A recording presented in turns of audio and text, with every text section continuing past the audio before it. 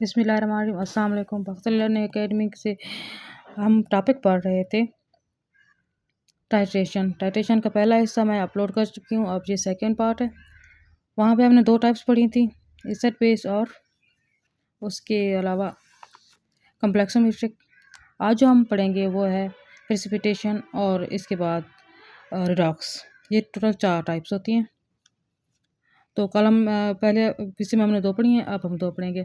Precipitation titration जो है ना, इसमें क्या होता है, टाइट्रेंट होता है सिल्वर नाइट्रेट, टाइट्रेट होता है सोडियम क्लोराइड, लेकिन इसकी पीएच न्यूट्रल होती है। और ये आप लोगों ने याद रखना है कि इसकी पीएच न्यूट्रल होगी। पोटाशियम डाइक्रोमेट हमारे पास इंडिकेटर यूज़ होगा और एंड पॉइंट पे जो है ना, इसके वाइट प्रेसिपिटेट्स बनना शुरू हो गए जो कि हैलाइड्स को रिप्रेजेंट करते हैं, यानी वहाँ पे हैलाइड्स की मौजूदगी में वाइट प्रेसिपिटेट बनेंगे। और ये इस हवाले से एक अहम ऑब्जेक्टिव हो सकती है कि प्रेसिपिटेशन टाइट्रेशन किस चीज़ के लिए यूज़ होती है, हाइलाइट्स के लिए। हाइलाइट को अगर हम जैसे क्लोराइड हो गया, इस तरह से ये जो हाइलाइट के ग्रुप होता है ना, इसके हवाले से अगर स्टडी करना है तो किसको करेंगे, प्रेसिपिटेशन टाइट्रेशन को करेंगे। जिस तरह से हम कह रहे थे कि हॉट वाटर के लिए हम क्या टेस्ट यूज़ करते हैं, कम्प्लेक्सोमेट्रिक, ठीक है।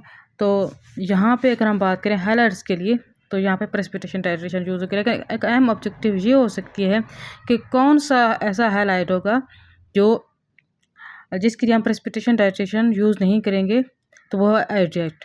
आयोडाइड के लिए कभी भी हम प्रेसिपिटेशन टाइट्रेशन यूज़ नहीं करते। इसकी एक सब टाइप यूज़ करते हैं, आयोडीन टेस्ट या आयोडीन प्रेसिपिटेशन, वो हम आगे डिस्कस करते हैं। तो ये ऑब्जेक्टिव में पूछा जा सकता है। इनको आप लोग ऑब्जेक्टिव टाइप से इसी तरह से ही याद करना है। अगर आप इसके नोट्स मंगवाना चाहें मुझसे वो मंगवा सकते हैं। अगर आप हमारे व्हाट्सएप ग्रुप में ऐड होना चाहें तो वो भी आप हो सकते हैं ऐड।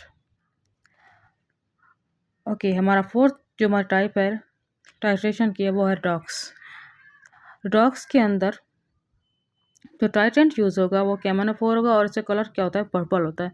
टाइट्रेट जो है ना हमारे पास वो मोहर साल्ट हो सकता है, ऑक्सैलिक एसिड और सल्फ्यूरिक एसिड का मिक्सचर भी हो सकता है।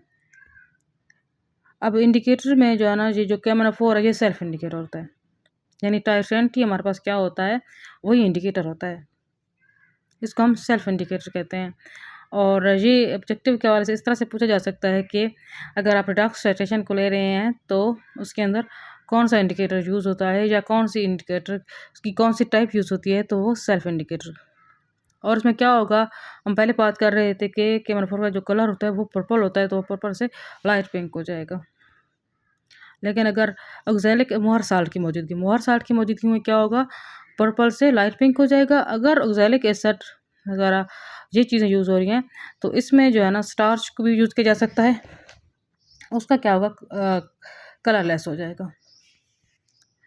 अब हम बात कर रहे थे आयोडीन टाइट्रेशन की, जो कि प्रेसिपिटेशन टाइट्रेशन की एक सब टाइप है, क्योंकि हम बात कर रहे थे कि प्रेसिपिटेशन टाइट्रेशन को हाइलाइट्स के लिए यूज़ करते हैं, लेकिन आयोडाइड के लिए हम उसे यूज़ नहीं कर सकते। तो आयोडीन टाइट्रेशन में क्या होगा, सोडियम थायोसल्फेट को हम एज अ टाइट्रेंट यूज़ करेंगे और आयोडीन सोल्यूशन जो कि फ्रेशली प्रिपेयर्ड होगा, आयोडीन सोल्यूशन को हम सल्फ्यूरिक एसिड के अंदर यानी एसिडिक मीडिया के अंदर यूज़ करेंगे। और इसमें starch as a indicator, freshly prepare starch को हम यूज़ करेंगे इंडिकेटर के तौर पे। और इसमें क्या होगा, ये ब्लू से जो है ना कलरलेस की तरफ जब ये मूव करेगा तो हमें इसके एंड पॉइंट का अंदाज़ा हो जाएगा। तो इसको आप यहाँ पे इन ऑब्जेक्टिव्स को आप लोग नोट्स को भी मंगवा सकते हैं और ऑब्जेक्टिव्स को भी याद कर सकते हैं। लाजमी हमारे चैनल को फॉलो कीजिए ताकि आपको अपडेट्स मिलती रहें। और इसके अलावा अपने दोस्तों को भी इस ग्रुप में ऐड करवाइए, इनवाइट कीजिए। अगर हमारे व्हाट्सएप ग्रुप में ऐड होना चाहते हैं तो उसके लिए भी आप कमेंट लाजमी कीजिए।